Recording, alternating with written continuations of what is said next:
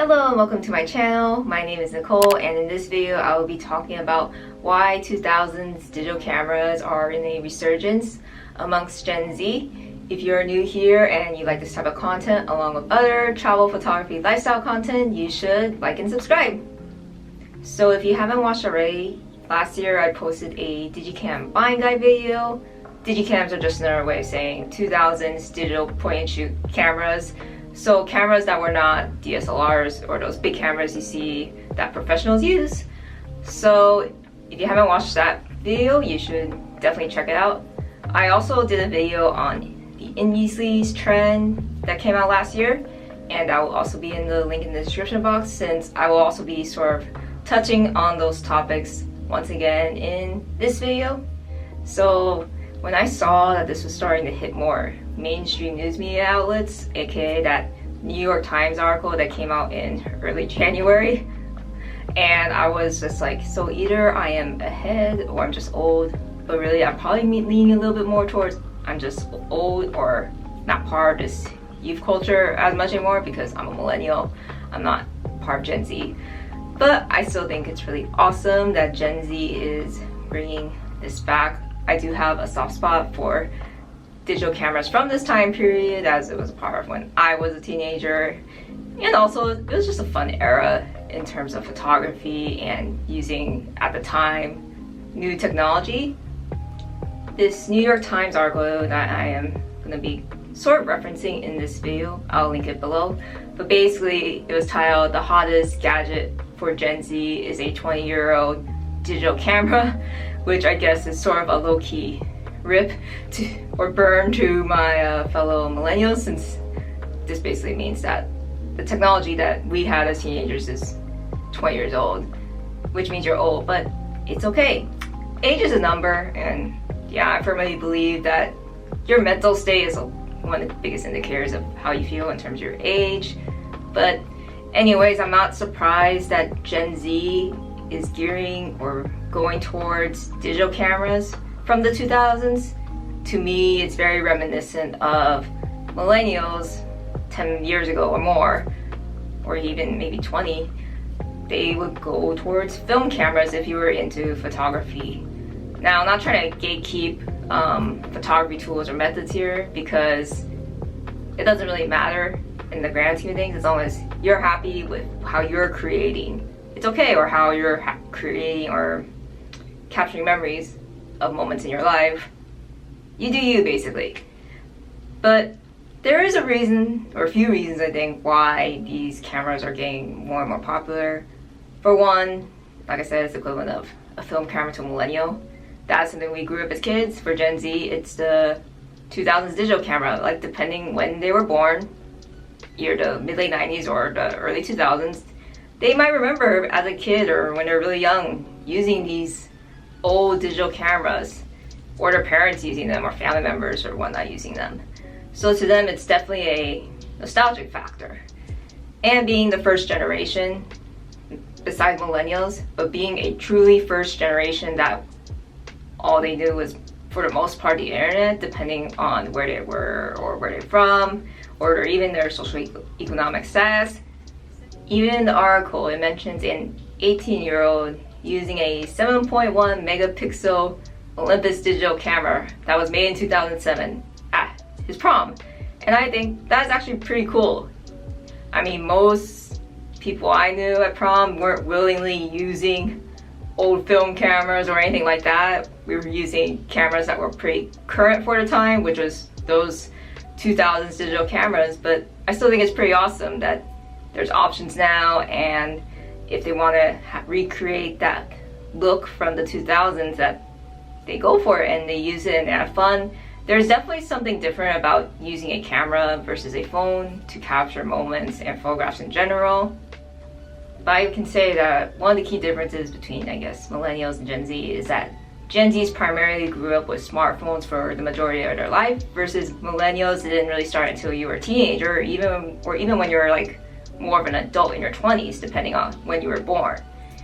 So if you're constantly around smartphones for most of your life, then there's no novelty in using a smartphone to take your photo. And I think for Gen Z, it's mainly to have that separate device, since the smartphone sort of is your computer, your camera, your phone, the most basic option and thing for a phone, and basically everything else that you would normally need a bunch of separate devices for. And also being that they're teenagers and young adults, not saying all of them are like this, but they also probably spend more time on social media since it's on their phone. Versus back in the 2000s, you had to be on your computer to access social media, so you still went out and did stuff. Versus now, it's in the palm of your hand, where you can just keep scrolling and stuff like that.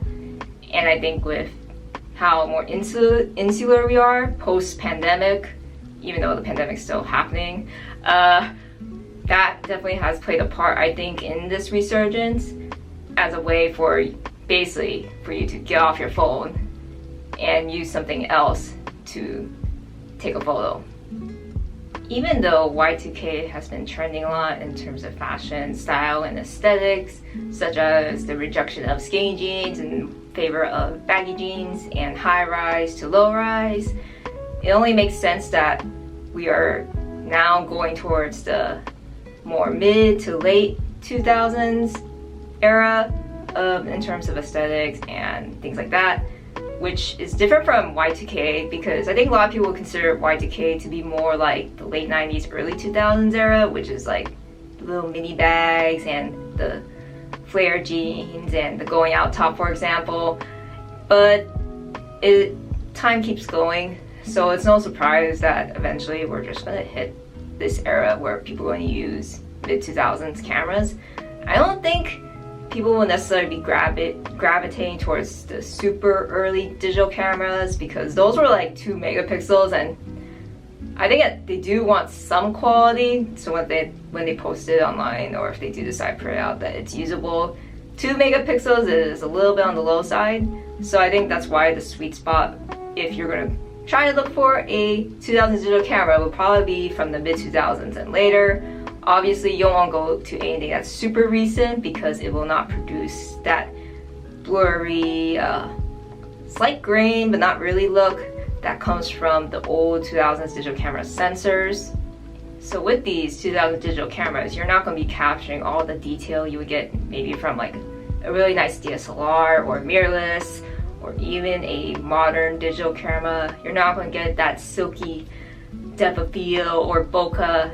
These things were pretty rudimentary, but at the same time they did produce a certain look, and if you like that sort of aesthetic, then you would definitely veer towards using those cameras to get there. And I know some millennials and like older generations are probably cringing or thinking, why would you want a more lesser quality photo, for lack of a better term? But to me, our beauty is in the eye of the beholder, and as long as you think it looks good, then more power to you. Also in the article, Mark Hunter from the Cobra Snake has a few quotes in it. So for those that do not know, Mark Hunter is a photographer. In the early 2000s to early 2010s, he was a prominent photographer in LA, taking photos of parties and club nights, and he took photos of celebrities and also regular people just having a good time. And he mentions in the article that people are realizing there's something nice about using something that isn't attached to your phone. And I could say that is really true, because there's definitely a different experience of taking a photo with your phone versus a camera. I in fact even had a conversation with someone I knew, and they asked why I still carried my big Canon 5D Mark III around when I travel, and honestly it's because I enjoy using something that isn't on my phone and it offers a different experience. Not saying I don't take photos on my phone, I still do, but it's just not as satisfying to me versus using my camera. And there's nothing wrong with that. We all prefer the conveniences of a phone sometimes, since we all have to carry our device. But sometimes if I have the chance, I'd rather just use a camera.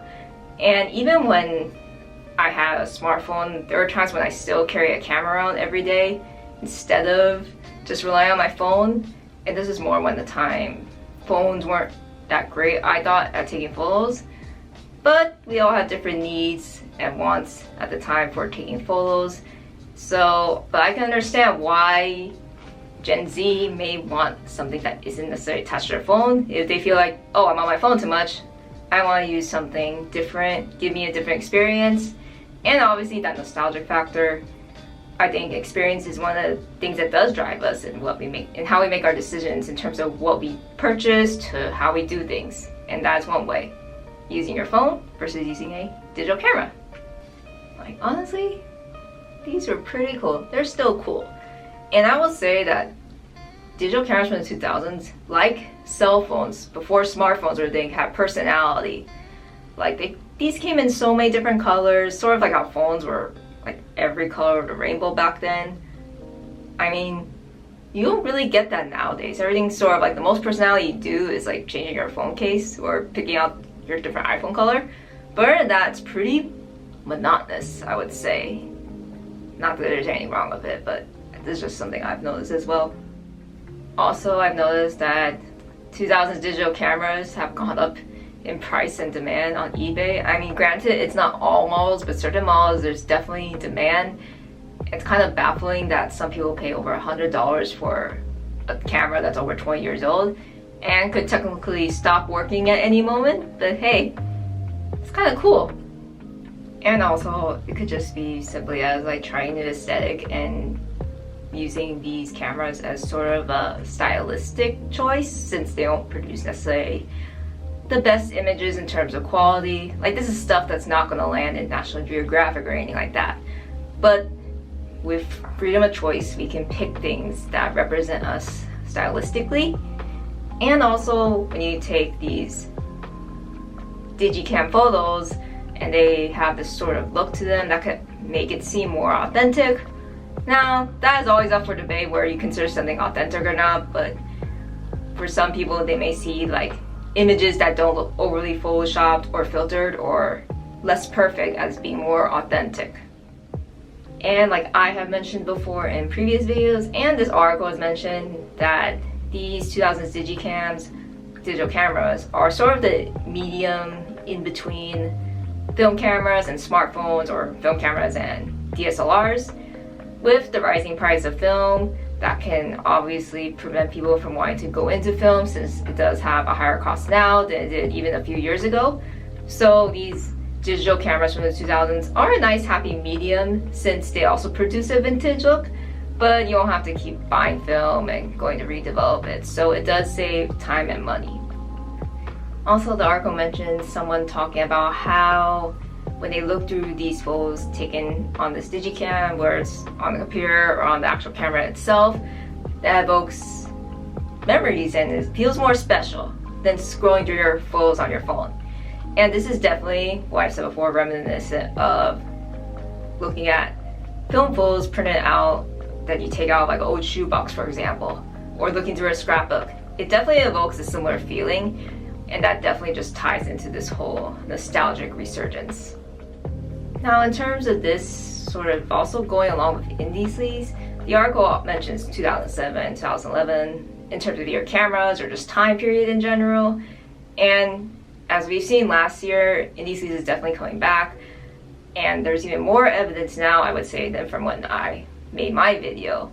For example, Celine had their fashion show in LA, I think it was November or December of last year, and Sleaze, who is known for those indie sleaze looks back in the 2000s, that is his forte. He brought that back with Celine at the show, and he also brought a lot of those music artists and bands that were prevalent of this era and were like key artists in those soundtracks of this time period, such as Interpol and The Kills and Iggy Pop were performing in the fashion show.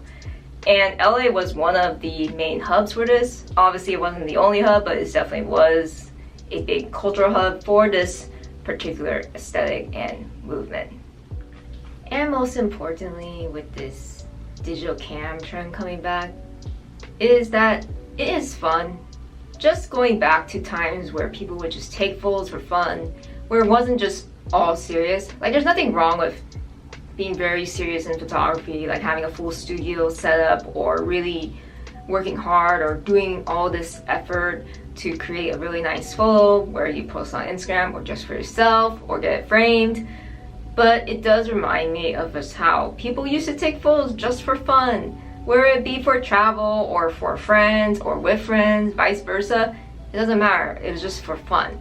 Nowadays I can see why these cameras could be popular, because there's all this pressure to present yourself online to be very perfect, whether it be through Photoshop, filters, things like that. And this just really takes it back to the basics of just having fun when taking photos. So that is it for this video. Thank you so much for watching. Please like, comment, and subscribe, and comment below if you have bought a 2000s digital camera recently and what have your experiences been like. Anyways, thanks again and see you next time. Bye!